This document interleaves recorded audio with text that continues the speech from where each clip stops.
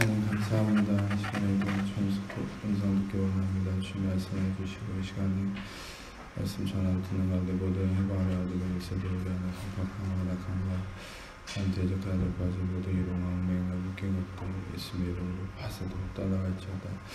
성령님만 이곳에 하나님을 초청하고 오셔드리고 이장하는 영광으로 임하시고 말씀해주시고 충만하신 나라를 임해주시고 크리스천의 세계를 정말 땅에서 이루어지고 주께서 예배하신 것 10년 안에 30배, 60배, 100배 차오름 죄를 가득하도록 주시옵소서. 빛 가운데 예수님의 그런 많은 친구들 계시도 드러나시고 나타나시고 나오는 예수님 홀로 영광 받으시고 참 받으시고 나타내시고 계시하시고 역사해 주옵소서. 감사합니다. 주님께 모든 영광 중에 찬양 올려드리오니 예수님 홀로 영광 받으시고 높임 받으시고 찬양 받으시고 나타내 주옵소서. 감사합니다. 주님 감사합니다. 주님 영광 받으시옵소서. 감사합니다. 모든 영광 주님께만 올려드리고 우리 사랑하시는 예수님 이름으로 기도합니다. 네. 저번에도 소개를 전하는지 했지만 성탄절은 원래 크리스마스라는 성탄절은 크라이스트 메스, 그러니까 그리스도를 위한 메스, 미사, 이 예배를 지칭하는 말이고, 원래는 이 초대교회 시절에 그 예수님의 제자들이 처음 교회를 형성했던 초대교회 시절에는 성탄절이라는 게 없었고, 이제 이 성탄절은 로마의 국교가 되던 시절에 기독교가 공인되는 순간부터 12월 25일로 태양력, 다시 말하면 이 지금의 이 우리가 쓰는 달력에 그 12월 25일로 제정된 것인데, 왜 12월 25일로 크리스마스가 제정됐는지 좀 의미가 있어요. 그것은 뭐냐면, 원래 12월 25일은 로마가 토속 종교로서 섬기던 이 태양신을 이 축제, 태양신을 숭배하는 최고의 축제 날이 12월 25일이에요. 근데 소개했듯이 12월 25일은 12월 21일과 22일이 가장 해가 짧은 시기입니다. 그것을 우리는 동지라고 얘기하는데, 가장 해가 짧은 시기가 21일, 22일이고 25일부터가 어떤 날이냐, 그때부터 해가 길어지기 시작하는 날이에요. 그러니까 추운 겨울이 이제 어떤 면에서는 실제적으로 춥지만 해가 이제 가장 짧은 시간이 이제 길어지기 시작하는 날이 25일. 그래서 그들은 25일이 빛이 이제 시작되는 날이다 해서 태양신을 숭배하는 최고의 축제 날로 25일을 이렇게 지정했었는데, 기독교인들이 이제 콘스탄티누스가 이제 어떤 정치적인 목적으로 기독교와 토속 종교를 화합하고 나라를 하나 되게 하려는 어떤 목적에 의해서 기독교를 세금을 다 면하고 이제 다시 받아들였을 때, 이 기독교가 표면화되었을 때 어떤 일이 있었냐면, 예수님의 탄생일을 우리가 어떤 날로 정할 것인가 했을 때 그런 이제 조건들이 많이 왔죠. 그래서 25일로 하자 했을 때 왜 기독교 리더들은 25일로 그것을 받아들였을까요? 우리는 토속 종교와 연합함을 통한 어떤 변질로만 생각을 했지만, 저는 리더들이 그런 의미를 받아들였다고 믿고 감동이 있었습니다. 그게 뭐냐면, 그 의미를 받아들인 것이죠. 단지 태양신을 섬기는 어떤 날을 받아들인 게 아니라 그 의미가 복음과 맞닿아 있기 때문에, 뭐냐면 25일은 어둠이 끝나고 빛이 길어지기 시작하는, 다시 말하면 빛이 시작되는 날이라는 거예요.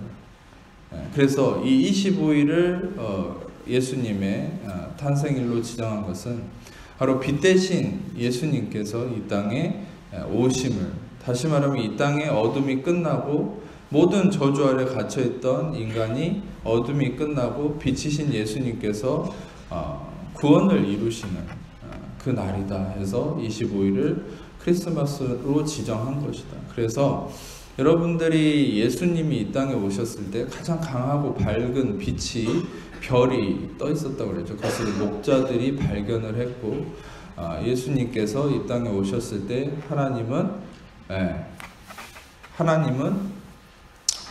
뭡니까? 이 땅에 오셨을 때 하나님은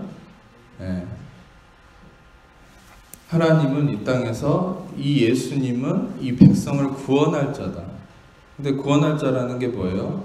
바로 죄와 저주에 악함에 묶여있던 자들을 어둠에서 빛으로 옮기시는 하나님의 그 놀라운 뜻이 있다는 겁니다. 그래서 여러분들, 우리는 크리스마스가 어떤 의미가 있다고요? 바로 빛이 시작되는 날이다. 아멘.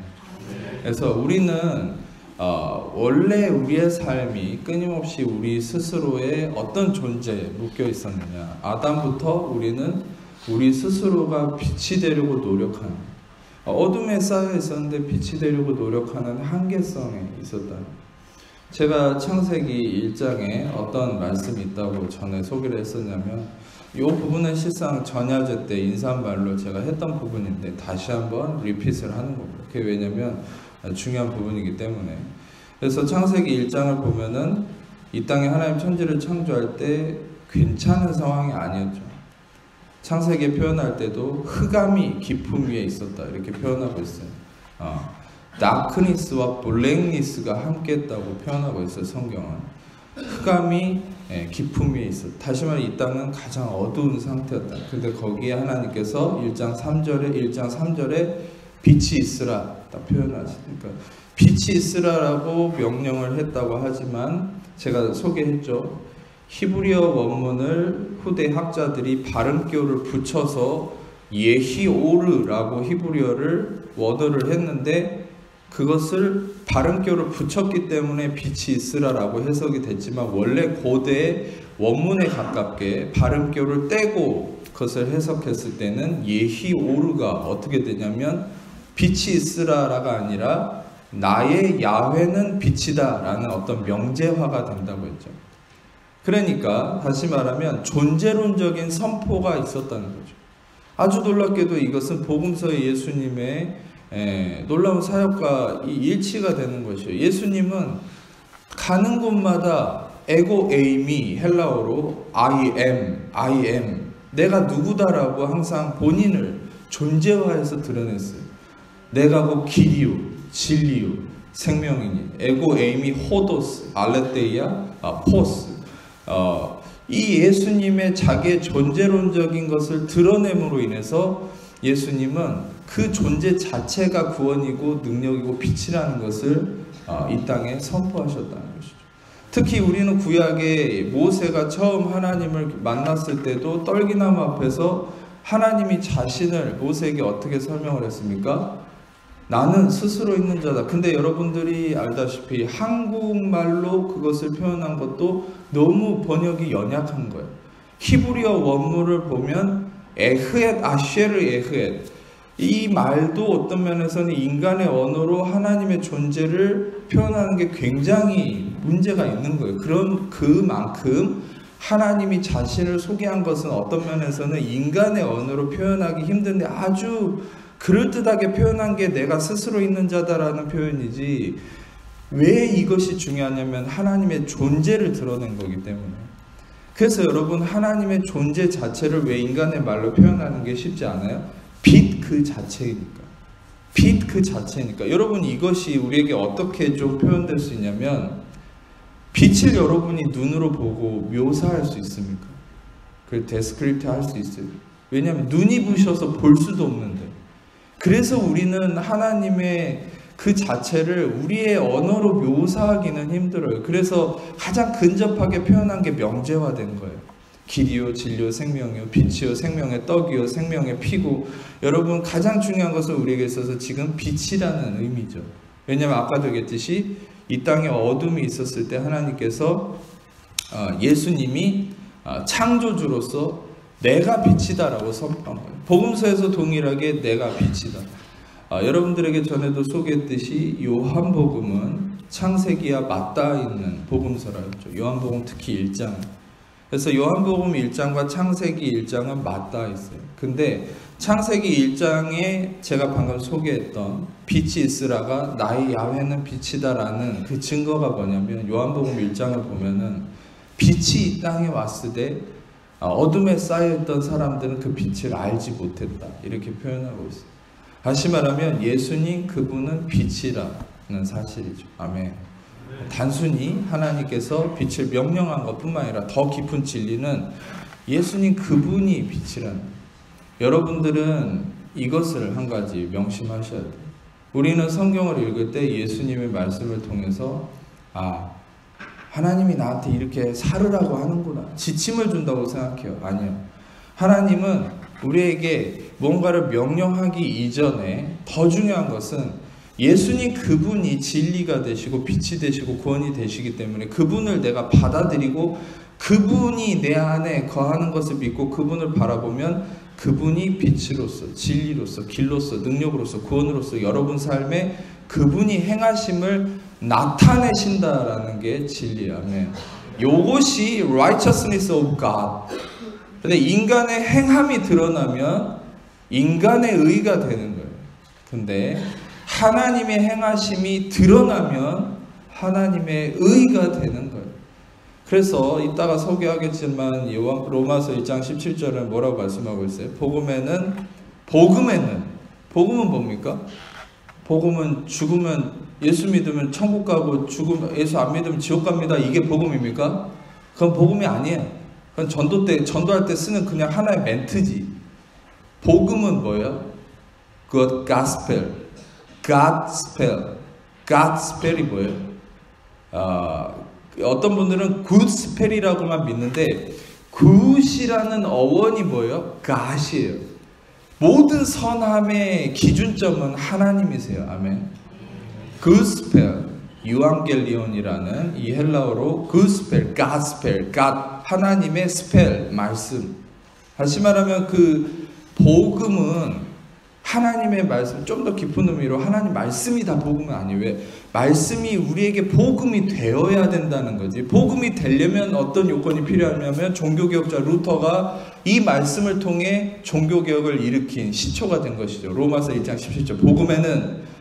복음에는 하나님의 의가 나타나서, 복음에는 인간의 의나 행위나 업적이 아니라 복음에는 하나님의 의가 나타나서 믿음으로 믿음에 이르게 하나니. 다시 말하면 여러분이 인간의 의가 나타나는 무언가를 듣거나 그런 설교를 들으면은 인간에 의해서 믿음이 아니라 불신에 빠지는 건데, 하나님의 의가 나타나는 복음을 들었을 때만 믿음에서 믿음에 이른다. 아멘. 오직 의는 믿음으로 말미암아 살리라. 그러면 우리는 크리스천으로서 믿음으로 살기를 목적을 하는데, 그러면 우리는 뭘 들어야 되냐면 복음을 들어야 되는 거예요.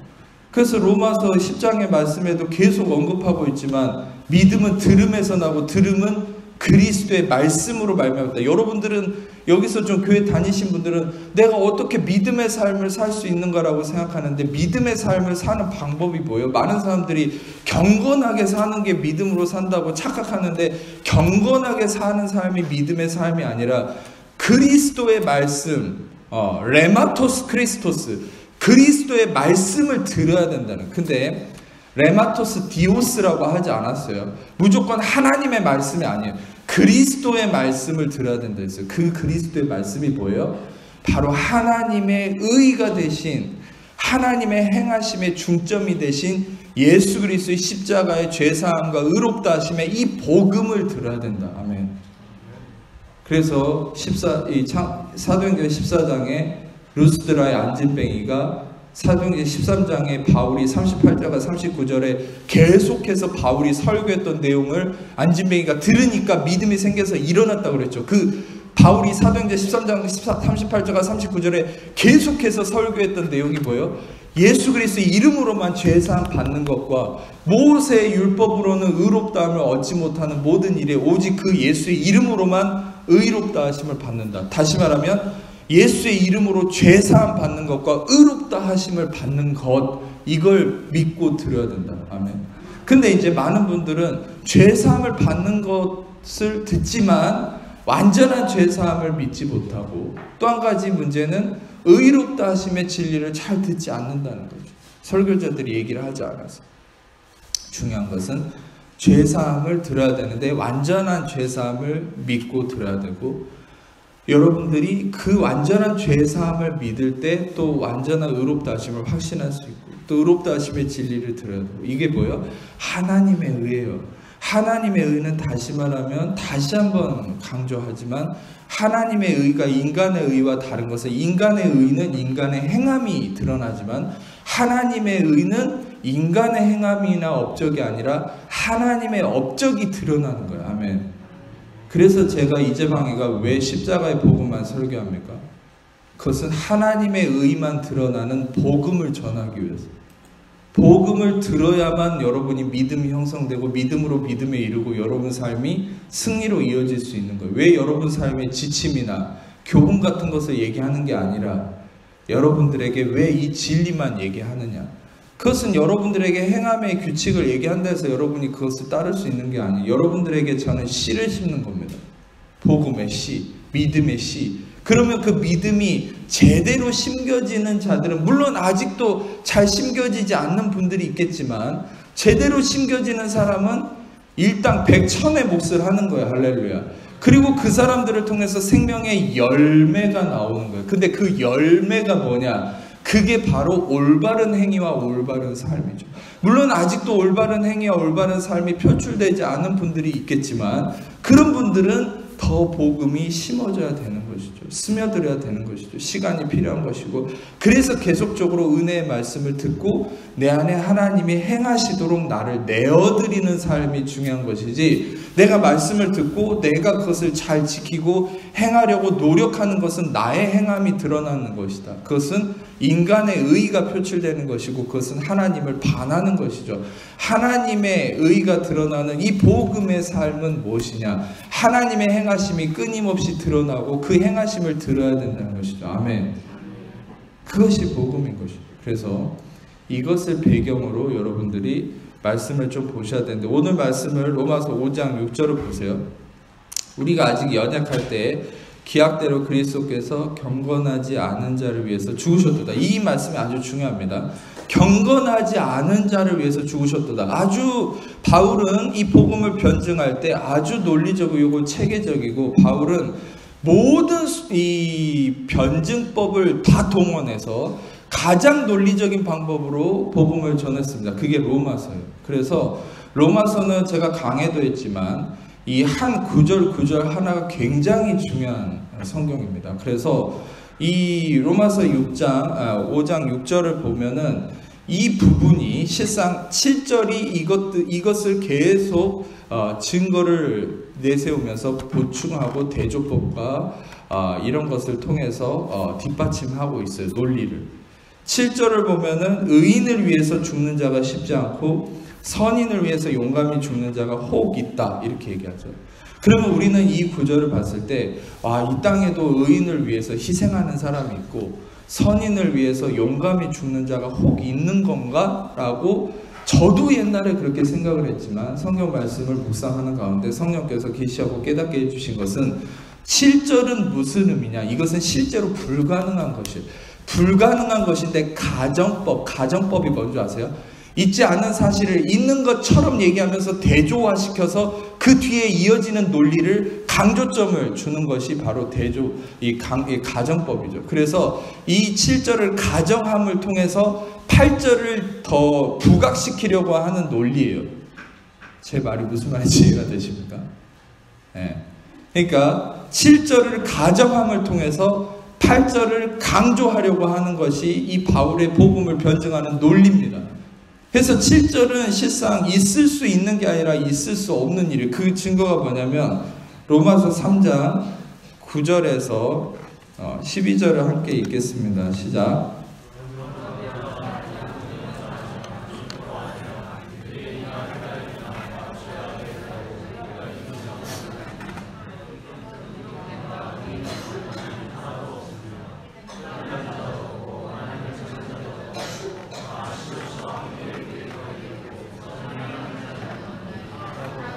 자 보세요. 아주 여기서 중요한 핵심되는 구절은 10절이죠. 기록된 바. 기록됐다고 얘기하는 건 항상 구약의 스크립트를 인용했다는 겁니다. 구약에서도 이미 예언된 선지자들을 통해서 선포된 말씀이에요. 그게 뭐냐? 의인은 없나니 하나도 없다. 모든 사람이 죄를 범하여서 영광에 이르지 못하고 이 땅은 의인이 없다라고 명제와 전제로 얘기하는 것이죠. 그것은 무엇입니까? 아까 의인을 위해서 죽는 것이 쉽지 않고 이게 1차적으로 불가능하다는 것을 얘기하는 것이죠. 의인이 없기 때문에 의인을 위해서 죽는 자도 없다. 이해가 되십니까? 아멘. 이해가 되시면 아멘. 그리고 보세요. 11절에 보면은 깨닫는 자도 없고 하나님을 찾는 자도 없다. 그런데 더 중요한 건 12절에 다 치우쳐 함께 무익하게 되고 선을 행하는 자도 없다. 이건 뭘 뒷받침하는 거예요? 선한 자를 위해서 죽는 자가 혹 있거니와, 아까 7절에 의인을 위해서 죽는 것이 쉽지 않고, 이것도 의인이 없기 때문에 이 땅에 그것도 불가능한 거고, 선한 자를 위해서 죽는 자가 혹 있거냐, 이것도 임파서블한 게 뭐예요? 성경에는 분명히 선을 행하는 자가 없다라고 얘기하죠. 그러면 여러분들이 여기서 조금 이 말씀에 반문이 생길 수 있어요. 우리는 테레사 수녀나 간디나 이런 착한 사람들이 참 많은데 이 선을 행함이 다 무익하다는 겁니까? 라고 의미할 수 있지만, 인간적 개념으로 보지 말고 하나님의 눈으로 봐보세요. 제가 얘기했잖아요, 저번에. 복음의 진리는 냉혹한 것이고 냉정한 것이에요. 인간적으로 여기까지는 그래도 인간이 노력했으니까 좀 봐주세요. 그거 없어요, 성경에. 그 영적 세계와 하나님의 진리의 세계는 그런 게 용납이 안 돼요. 하나님의 관점은 그래요. 오직 하나님의 관점은 선하다. 굿니스, 선함, 토부는 하나님의 손으로 이루어진 것만 선함이 믿으십니다. 그래서 이 땅에 오직 선하다고 일컬음을 받는 그 하나님의 기준에 부합하는 행위가 딱 하나 있어요. 그게 뭐냐면 순종인데, 바로 순종도 obedience of Jesus, 바로 예수님의 순종만 선함, 그 십자가만 선함이라고 하나님은 평가하십니다. 그러면 인간이 선함이라고 얘기하는 것은 결국 십자가가 표면화되는 것, 십자가가 아까도 얘기했듯이 그 은혜가 열매화되는 게 그게 선함이죠. 선함의 열매죠. 근데 인간의 손으로 아무리 좋은 것을 이루었다 해도 그것은 하나님 입장에서는 그게 선함이라는 기준이 아니에요. 여러분이 알아야 돼요. 복음의 진리는 예수 그리스도의 십자가만 선함이다. 아멘. 그래서 여러분 그 기준으로 보셔야 돼요, 성경은. 여기서 선을 행하는 자는 없다. 아무도 대가를 치를 수 없고 아무도 십자가를 질 수 없다. 오직 예수만. 그래서 이 땅은 선한 자를 위해서 죽는 자가 혹 있다라는 말은 가정법이지, 이거는 실제로 그런 자가 있다는 게 아니라는 것이죠. 그래서 로마서 5장 7절로 돌아가면 이 5장 7절은 가정법이고 실제 있는, 이렇게 할 수 있는 것이 아니라는 거예요. 근데 무엇을 부각시키기 위해서 5장 7절을 가정한 겁니까? 8절이죠. 8절을 다시 한번 같이 읽겠습니다. 시작.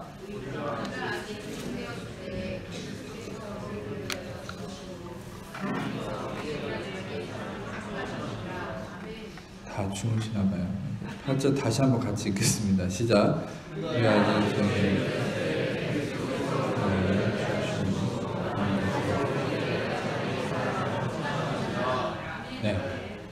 우리가 아직 죄인 되었을 때, 죄인이란 말도 잠깐 소개하면, 죄는 어떤 행위적인 의미, 물건적인 의미가 아니에요. 우리가 전도에 대해서 할 때 이렇게 설명하면 죄가 이렇게 그림을 그려가지고 덩어리로 이렇게 표현되어 있는데 그런 거 아니에요. 죄는 하마르티아, 헬라어로 하마르티아인데 이게 뭐냐? 관역을 비껴나갔다는 거예요. 죄라는 개념은 하나님과 관계가 어긋났다는 거예요. 그러니까 죄는 매체가 아니에요. 관계의 의미죠. 그래서 여기서도 죄인 하면 하마르톨로스, 이 표적을 마치지 못한 사람, 실패한 자. 무엇에 실패해요? 하나님과 관계에 실패한 거예요. 이 죄인 되었을 때 그리스도께서 우리를 위해서 죽으심으로, 다시 말하면 의인을 위해서 죽는 게 쉽지 않고 선인을 위해서 용감히 죽는 자가 혹 있다. 이런 이것도 불가능한 거지만 가정을, 혹 그런 사람이 있다 해도 이 세상에는 누구도 죄인을 위해서 죽어주는 자는 없다.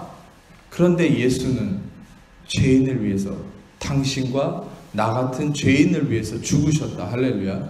이게 사랑이라는 거죠. 이것을 통해서 하나님의 사랑을 확증했다는 것이죠. 다시 말하면 이런 사랑이 어딨냐 그 말이에요. 제가 오늘 본문에는 소개하지 않았지만 저번에 소개했듯이 세상은 희망을 얘기하지만 그것은 희망 고문이 된다고 그랬죠. 그 증거가 성경에서도 윗절을 보면은 뭐라고 얘기하냐면 소망이 우리를 부끄럽게 하지 아니하며 우리에게 주신 성령으로 말미암아 하나님 사랑이 우리 안에 부은 바 됨이니 분명히 소망은 우리를 부끄럽게 하는 경우가 있다는 거예요. 왜? 세상은 희망을 부르짖지만 대가가 치러지지 않은 희망이기 때문에 이루어질 수도 있고 이루어지지 않을 수도 있어요. 그런데 예수 그리스도의 안에서의 소망은 반드시 엘피스라고 하는 이 소망은 반드시 확증적인 소망이다. 왜? 하나님의 사랑이 부은 바 되었기 때문에. 그러면 그 확증적인 소망은 무슨 하나님의 사랑이 부어졌기 때문에 이 소망은 반드시 우리를 부끄럽게 하지 않는 이루어질 수밖에 없는 소망이냐? 그 하나님의 사랑은 여기서 얘기하듯이 죄인을 위해서 죽은 사랑이기 때문에, 바로 죄인을 위해서 대가를 치른 사랑이기 때문에. 아멘. 그래서 우리가 소위 얘기하는 사랑은 에로스나 필로스가 아니라 그것은 아가페. 근데 그 아가페를 보통 부모의 사랑으로 얘기하는데 부모의 사랑보다 더 근본적인 love of God, 하나님의 사랑. 그것은 뭐예요? 그냥 우리 찬양 인도자가 맨날 하나님 당신 사랑합니다. 근데 그게 무슨 의미냐는 거예요. 하나님이 당신을 진짜로 정말로 사랑한다라고 100만 번, 1000만 번 얘기하면은 어떻게 확신해요? 그게 무슨 의미인지 알아야죠. 하나님이 당신을 사랑한다는 게 무슨 의미예요? 대가가 치러졌다는 거예요. 할렐루야. 우리의 양심은요, 아무리 사랑한다 해도 그 의미를 알지 못하면 그 사랑이 뭔지를 몰라요. 근데 진짜 아가페, 진짜 온전한 사랑이라는 것을 우리는 언제 깨닫느냐? 사랑한다 얘기했을 때 그 사랑이 뭔지를 알아야 돼요. 뭔 사랑이 진짜 사랑이에요? 대가가 치러졌다. 널 위해서 대가를 치렀다. 바로 그 사랑을 얘기했을 때 우리는 받아들여요. 그 사랑에 움직여요. 아멘. 그래서 제가 제 고등학교 때 진짜 막 뜨거운 그 집회에서 하나님의 사랑을 보여주세요. 제가 성령께 물었을 때 성령께서 저에게 막 전기같이 떨리는 그런 체험이나 그런 걸 주신 게 아니라 골고다 언덕에 십자가를 보여주셨어요. 지금도 기억에 서네요. 하나님의 환상이기 때문에. 하나님의 환상은 인간의 몽상과 달라요. 몽상은 있다가 사라지는 거지만 하나님의 이 환상은 명확하게 계속 남아있어요. 그게 환상이에요. 거기에 대해서 은사적으로도 분별을 하셔야 돼요. 근데 하나님의 환상이 제 안에 임했기 때문에 지금도 선명한데 그 하나님의 사랑을 구했을 때 하나님은 골고다의 십자가를 보여주셨어요. 그 사랑, 온전한 사랑은 뭐예요? 대가가 치러진 예수 그리스도의 십자가만이 온전한 사랑이에요. 아멘. 그래서 여러분들은 목사님 왜 다른 목사님들은 하나님 당신을 사랑하십니다. 뭐 예수님 당신을 사랑해 이런 얘기 많이 하는데 목사님 그런 얘기 많이 안 할까? 저는 얘기 많이 하고 있어요. 이미 엄청난 사랑을 얘기하고 있어요. 그게 뭐예요? 매주마다 예수님이 대가를 치르셨다. 당신을 의롭게 하셨다. 이 진리가 바로 여러분에게 하나님의 사랑을 얘기하고 있는 거예요. 할렐루야. 그래서 하나님의 사랑은 무엇입니까? 대가가 치러졌다.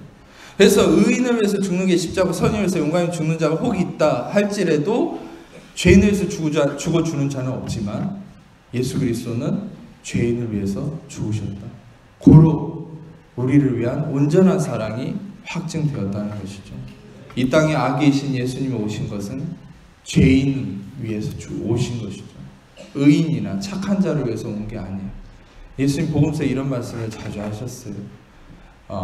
의사가 병든 자를 위해서 있듯이 바로 인자는 예수님 당신 자기 자신은 죄인을 위해서 왔다. 이 말은 뭐예요? 자기의 허물을 있는 그대로 인정하는 자, 예수 그리스도의 의를 갈망하는 자를 위해서 예수님이 오셨다는 겁니다. 아멘. 우리가 말씀을 좀 더 조금만 보고 마무리하겠습니다.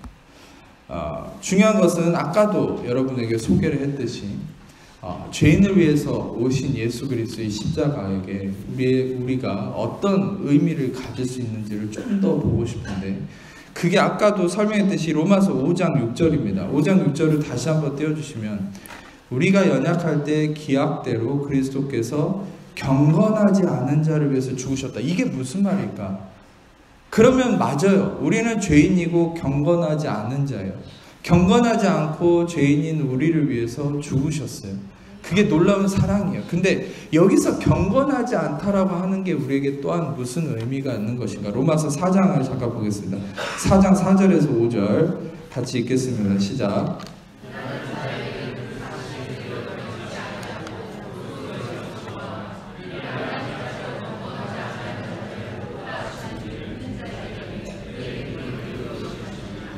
보세요.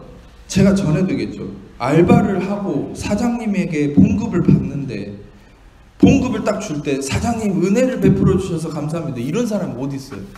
그냥 자기가 일한 거에 대한 보수를 받는 것 뿐이죠. 그러니까 그 말이에요.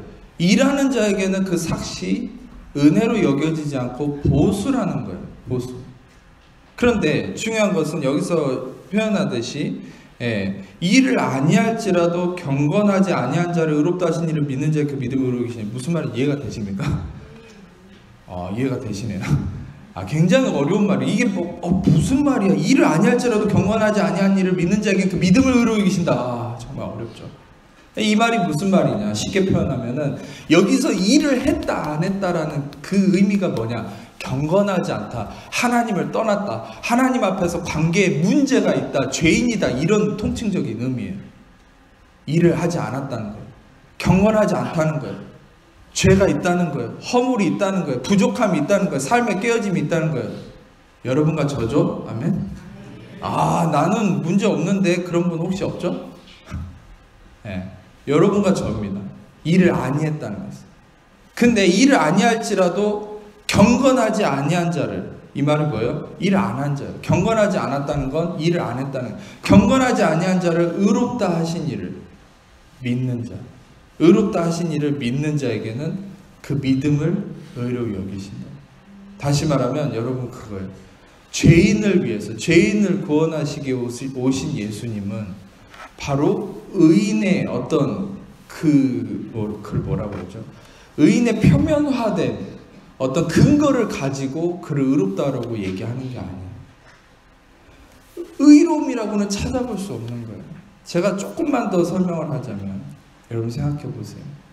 인간은 육신의 속성이 뭐냐면 항상 못한 건 다 내버려두고 한 것만 가지고 내세우려고 하는 거예요.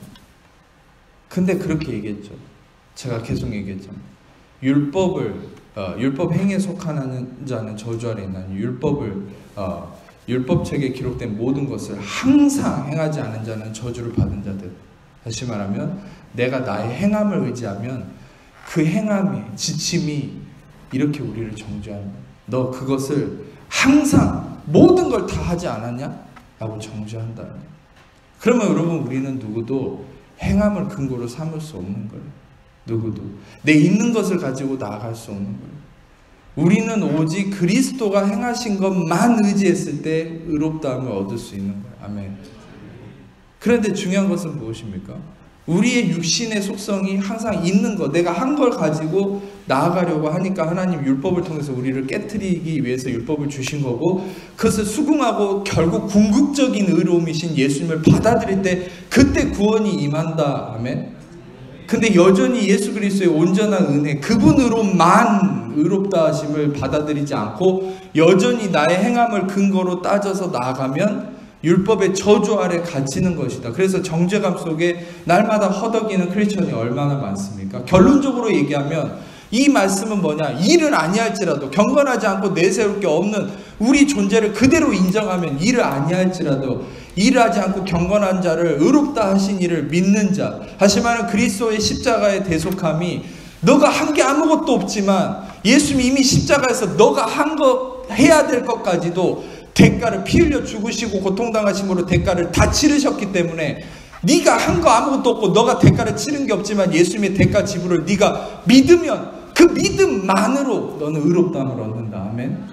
너의 행함이 없어도, 너의 행함이 부족해도, 너가 내세울 게 없지만 예수 그리스도가 너를 위해 대가를 치르신 그것으로만 의롭다함을 믿으면 거기에 행함을 끼워 넣는 게 아니라, 예수님의 의롭다함도 좋지만 내가 이것도 해야지, 저것도 해야지, 그래야 완성될 수 있어 라고 하면 안 된다는 거죠.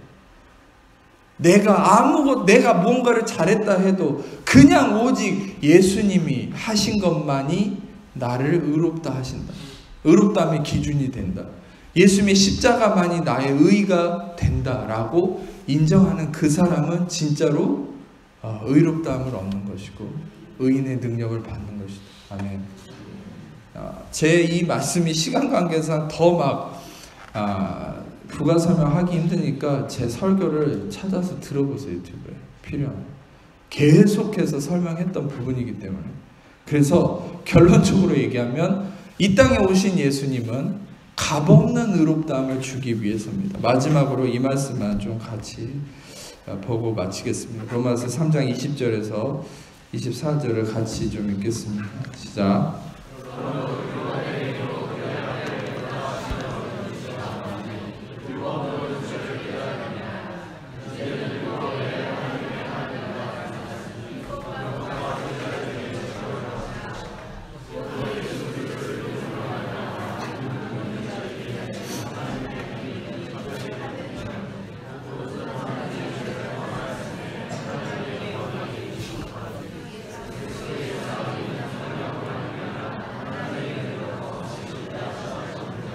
전에 소개했죠. 로마 3장 20절에 율법의 행위로 그 앞에 의롭다 하심을 얻을 육체가 없나니, 똑같은 구절이 갈라디아서 2장 16절에 그대로 쓰여 있어요. 한번 읽어보세요, 나중에. 근데 율법의 행위로는, 우리의 행위로는 그 율법 앞에서, 그 앞에서 의롭다 하심을 얻을 육체가 없다. 육체로는 그 앞에 의롭다 하면 얻을 사람이 없다. 그래요. 이제는 21절에 율법에 하나님의 한 의가 나타났다. 인간의 의가 아니라 하나님의 의가 나타났는데, 율법과 선지자들에게 증거를 받은 예언된 존재다. 예수 그리스도를 의미하죠.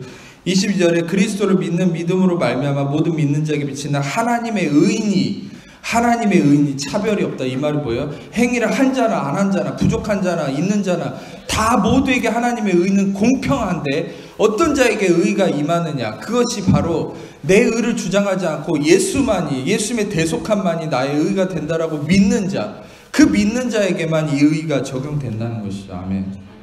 그래서 결론적으로 23절과 24절, 모든 사람이 죄를 범하였으면 하나님의 영광에 이르지 못하더니 그리스도 예수 안에 있는 하나님의 속량으로 말미암아, 값없는 속량으로 말미암아 하나님의 은혜로 값없이 의롭다함을 얻었다. 값없이, freely given, 값없이. 여러분들은 예수님의 십자가를 묵상할 때 늘 그 부분을 초점을 맞춰야 돼요. 값없이. 내가 한 게 없어도 여러분들이 무슨 값을 치를 수 있어요. 마지막으로 이것만 얘기하면 자꾸 마지막이라서 미안한데 이것만 생각해 보세요. 물이나 태양을 혜택을 받고 누가 돈을 지불한 사람이, 물은 사 먹죠 요즘에. 근데 태양을 여러분들이 받아서 거기다 돈을 지불한 사람이 어디 있어요? 너무 가치 있는 것이고 우리가 돈으로 지불할 수 없기 때문에 돈을 지불하지 않고 그냥 받는 거죠. 예수님의 이 은혜가 너무 큰 거기 때문에 우리는 값을 지불할 수 없어요. 우리는 값을 지불할 능력도 없어요. 아멘. 누가 주께 드려서 갚음을 입을 자가 있겠느냐. 우리는 주께 드릴 수 없어요. 먼저 은혜를 값없이 받아서 흘려보낼 뿐이지 먼저 주께 드려서 받을 수 없어요. 아멘. 인간은 spiritual bankrupt, 영적 파산 존재이기 때문에 인간은 하나님께 먼저 드릴 수 없어요. 받아야 돼요. 여러분들 은혜를 받으셔야 돼요. 은혜를 받아 드릴 때 여러분들 일할 수 있는 힘, 경건하게 살 수 있는 힘, 승리할 수 있는 힘이 거기서 나와요. 오늘 성탄절 이날 동안 여러분들이 다시 한번 이 말씀을 통해서 하나님의 값없는 십자가의 대속하심의 은혜를 받아들이고 또 묵상하고, 이것이 내가 부족하지만 값없이 주어진 진리와 하나님의 사랑이라는 것을 깨닫는 은혜가 있기를 축복합니다. 기도하겠습니다. 오늘은 제가 축복 기도만 하겠습니다.